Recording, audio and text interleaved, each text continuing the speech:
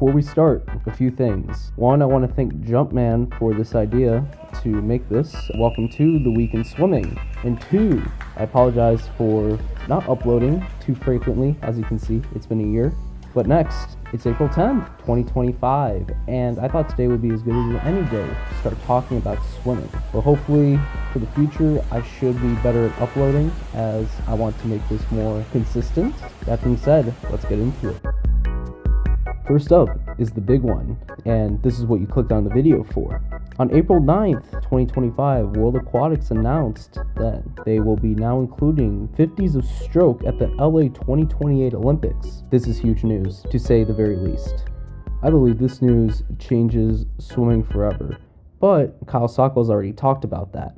What I want to talk about is 3 questions I had regarding this. First, who might come out of retirement?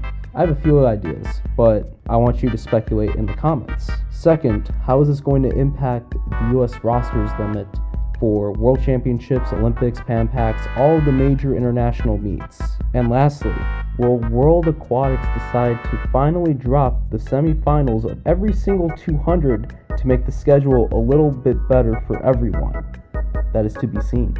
Up next, the age group phenom, Luka Mijatovic, breaks another national age group record. On April 6th, earlier this week, Luka Mijatovic went 4:10.96 in the 500 freestyle.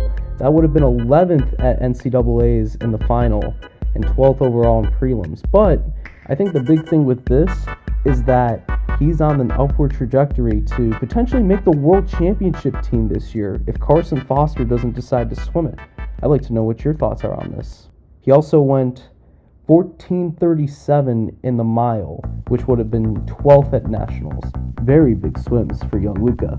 Next, let's go abroad, because why not? We got some big swims that happened this past week out in Bergen, Norway. First off, Kyle Chalmers went 21:78 in the 50 free, which was a lifetime best for him, and at the time of recording the video, number 4 in the world rankings this year, as well as going 47.2 in the 100 freestyle, which is number 1 in the world this year. That's faster than he's ever gone in season, so keep an eye on him to potentially go 46 this year. Another big swim on April 6th as well, same day as Chalmers, Nels Corstania of the Netherlands. He went 51.13 in the 100 fly, and as of this recording too, number 4 in the world rankings, which is really big for him. He's behind Noah Ponte. Last week, he dropped a monster 50.27 at last week's Swiss Championships.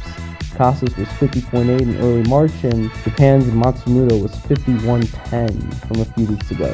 So keep an eye out on our Aussie gold medalist, as he, as well as Olympic gold medalists from the Paris Olympics, Lucas Martins, are the 2 major headlines that are stacked at Stockholm Open, which start on April 12th and go through the 15th. On April 9th of this year, David Popovic at Romania Nationals dropped a monster 21.83 Romanian record. This is huge because he's always been known as a 100-200 swimmer who had a decent PB in the 50 free. He was a 22 low on April 9th. That swim also made history for him, as he became the first swimmer to ever go sub 22, sub 47, and sub 143. Crazy, right? The other swim today he did was go 145.07 in the 200 freestyle, which is the second fastest time in the world so far this year. So keep an eye at Euros. He might do something crazy there. Still has the 100 freestyle coming up, as well as the 100 fly. So keep an eye out on those times. Staying in Europe, we go to Hungary now, where Hubert Koch and Christoph Milak were swimming events.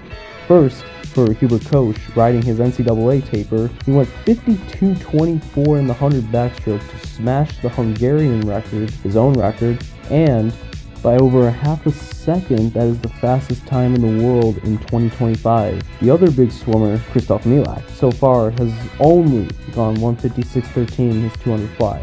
That's not as fast as he's been in previous years, but I guess we'll have to see how he progresses throughout the season. One more bit of news out of Europe. Tess Schouten of the Netherlands is out of commission in 2025, so she will not be at the World Championships as she has some health issues she's trying to deal with. So we all hope she can come back and be even stronger next year. Shifting back to America, 12-year-old Aiden Tan from Dart Swimming was at Far Westerns, dropped a historic fast time of 51.93 in the 100 butterfly. He's number 3 all-time in that event in the 11-12 age group, behind NAG record holder Thomas Heilman and number 2 all-time Chaz Morton from the 1980s. He also swam a 51.11 in the 100 backstroke, which is also number 3 all-time in that event, so keep an eye on him in the upcoming future. So quick editing thing, Greg Meehan just got announced as the USA Swimming National Team Director, which is really huge, especially because he just had a successful season at Stanford, so it's very curious to see what's going to happen now and who takes the role at Stanford, as well as how he's able to have a positive impact on USA Swimming. Anyways, hope you all have a good April 11th. Yeah, no, I had to make some changes to this video almost right before upload time. So yeah, hope you guys enjoy the rest of the video. Thank you. The last bit of news today is high school swimmer from Kansas, a senior, Jack Hunswick, who's been battling cancer for quite a while now, just announced today that he has beaten cancer. Congrats to him, and now we hope he can continue his swim career without any further interruption. Just needed a nice little feel-good story for today. That's all this week. We still got a lot of fast swimming going on as the long course season begins to pick up, but let me know what you thought of this episode of The Week in Swimming.